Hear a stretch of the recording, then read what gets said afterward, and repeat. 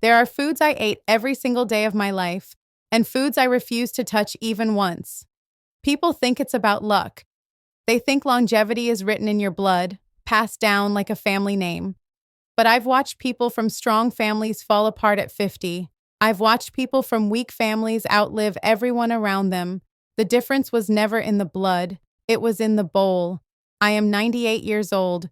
My skin doesn't sag like cloth. My joints don't creak like old wood. My eyes are clear. My hands are steady. When I walk into a room, people guess I'm 60, maybe 70 on a bad day. They ask what I take, what supplements, what prescriptions, what doctors. I tell them the truth, and they don't believe me. I don't take anything modern medicine would recognize.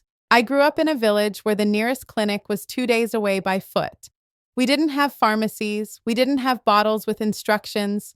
We had soil, water, sunlight, and the knowledge our grandmothers carried in their minds. They didn't call it medicine. They called it food. They didn't call it treatment. They called it living. And we ate the same 6 plants every single day. Not because we were trying to stay young, not because we feared aging. We ate them because they were there, because they grew easily, because our elders told us they kept the body from breaking down too fast. And now, almost a century later, I understand what they meant. The first plant I ever ate consciously, with intention, was moringa. We called it the drumstick tree. It grew everywhere, tall, thin, stubborn, impossible to kill. The leaves were small, soft, and bitter if you picked them wrong. My grandmother would strip them from the branches early in the morning, before the sun made them tough. She boiled them in water with a pinch of salt, sometimes with lentils, sometimes alone. She never called it a superfood.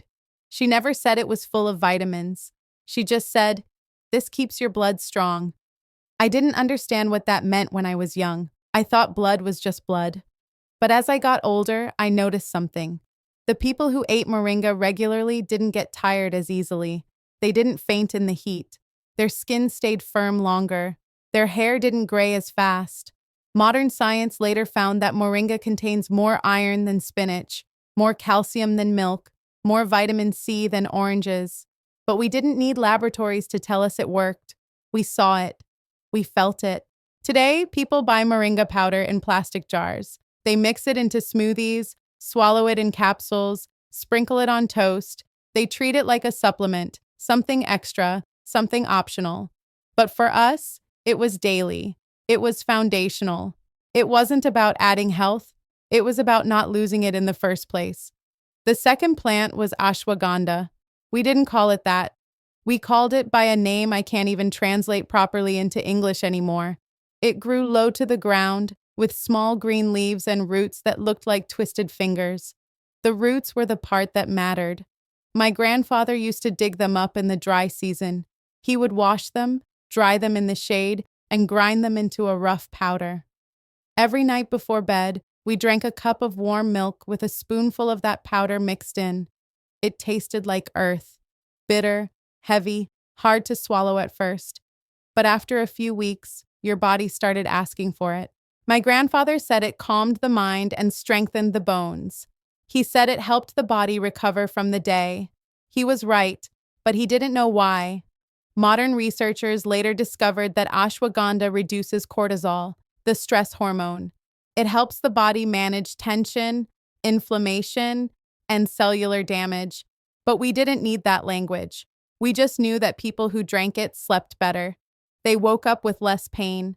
They aged without panic. Today, ashwagandha is sold in pills, capsules, gummies. It's marketed as a stress reliever, an energy booster, an anti-aging miracle.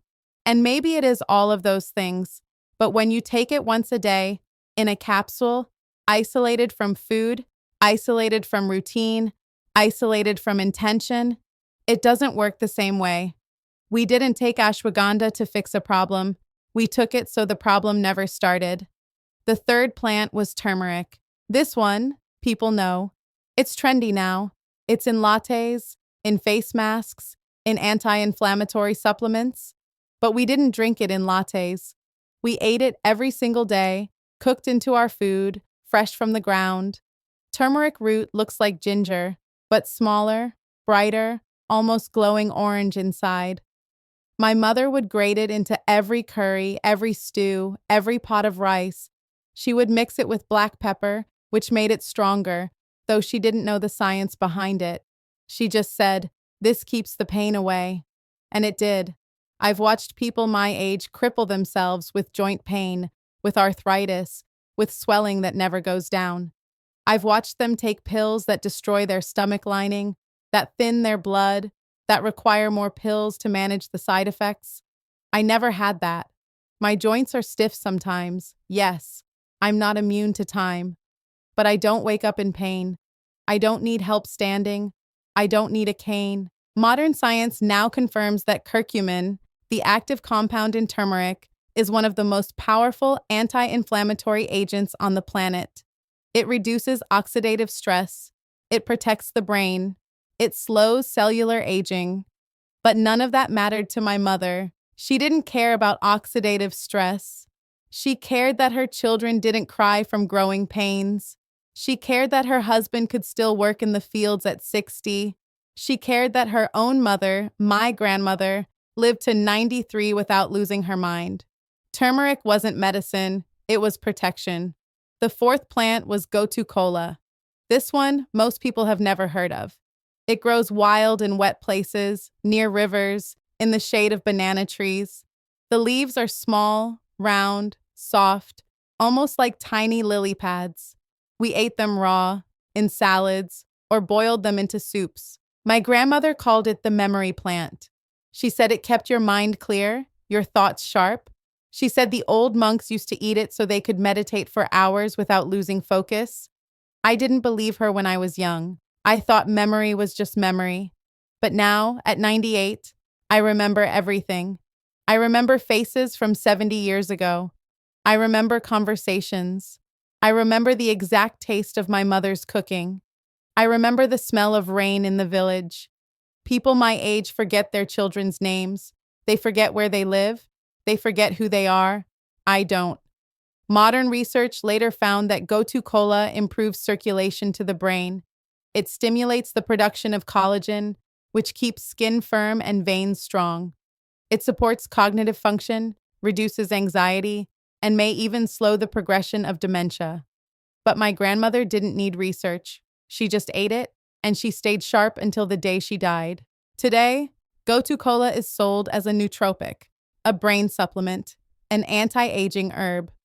People take it in capsules, hoping it will reverse damage that's already done. But we didn't wait for damage. We ate it from childhood. We fed our brains before they started failing. The fifth plant was amla, Indian gooseberry. Sour, sharp, impossible to eat raw without puckering your face. But my mother made it into a paste, mixed with honey and spices, and we ate a spoonful every morning. She said it cleaned the blood. She said it kept your skin young.